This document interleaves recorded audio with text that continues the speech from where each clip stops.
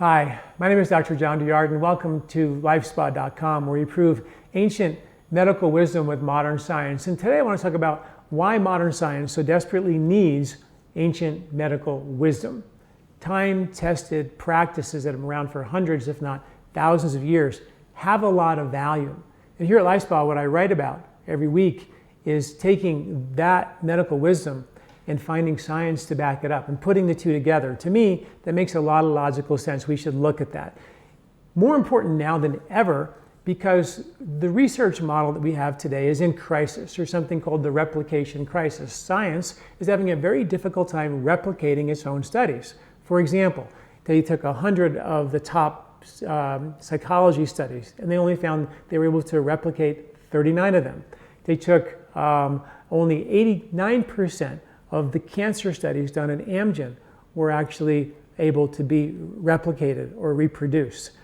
The research model itself is sort of flawed because it's based on the premise that everybody who has a condition should be helped with the same exact therapy or regime.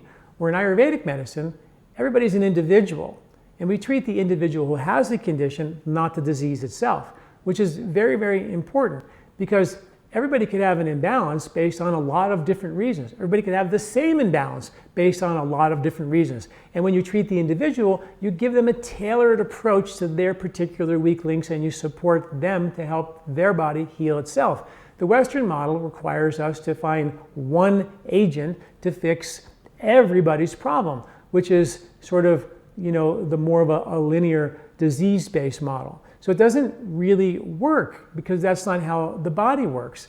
Another study, they found that when they do studies, they only have to outperform the placebo effect just one time. In one of the top mood-related drugs, they found that it only outperformed the placebo study 1 out of 6 times, where the placebo outperformed the medical drug. But the drug was approved, where the placebo outperformed it. In another study, which is, I think, amazing, out of 300 studies on epilepsy, they found that 71% of those studies were not important. 55% of those were not novel. 22% of those were flawed.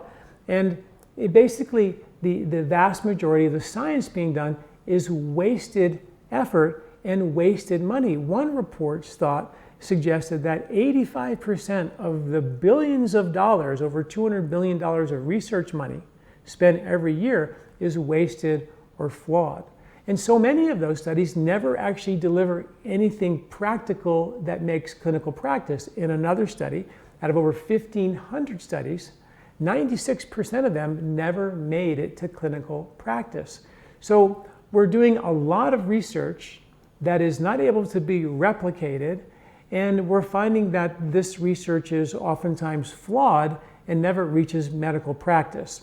When you take ancient wisdom, which I think is so beautiful, and if that could be a model for what we actually do study, we might be better off. For example, the things I write about, ancient wisdom, modern science. For example, ghee, the highest food source of butyric acid on the planet. Butyric acid, there's bugs in your gut that make butyric acid, literally the #1 fatty acid that supports intestinal health, that supports your ability to digest and detoxify and boost your immunity. And that's the short list. Having a big lunch, understanding circadian medicine, which is now Nobel Prize winning science. That was Ayurveda 101. And now we know eating a big lunch and a big breakfast is way better for us. We lose better weight, better blood sugar if we have the same calories at breakfast and lunch than lunch and supper. This is now hard science. Giving your body a daily massage with sesame oil.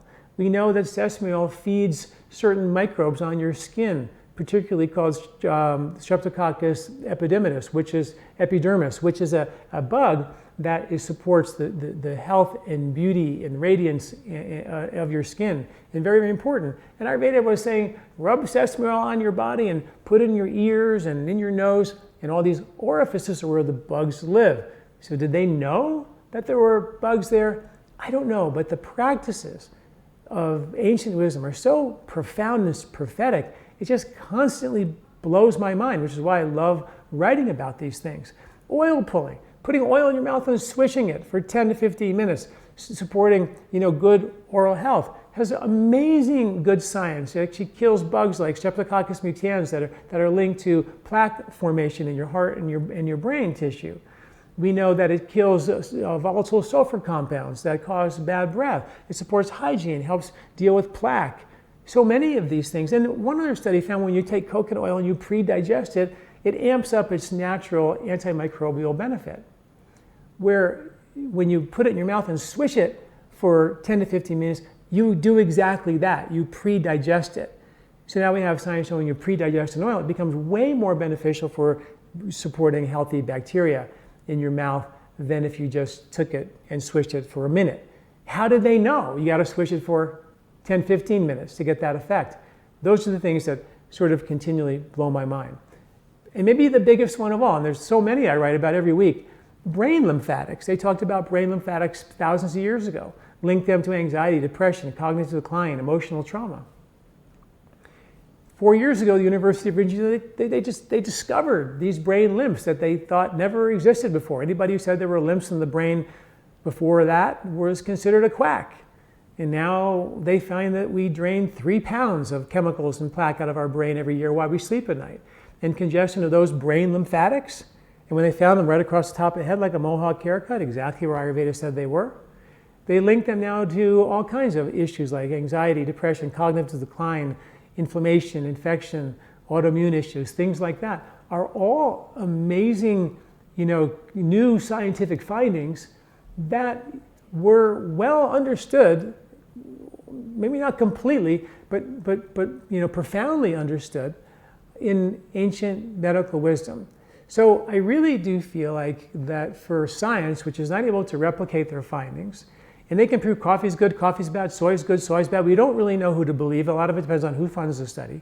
That when you have ancient wisdom to back it up, you help deal with the replication issue. You help deal with the fact that some studies say one thing and other studies say another.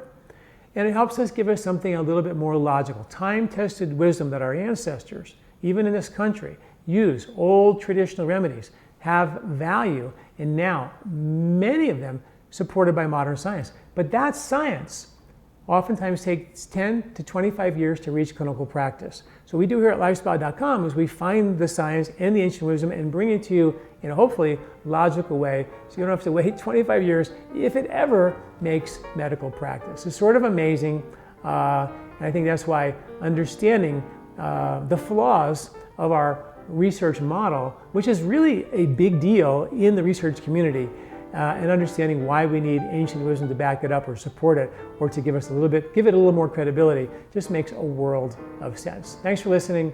I'm Dr. John Douillard. Do you like this video? Don't forget to subscribe and share.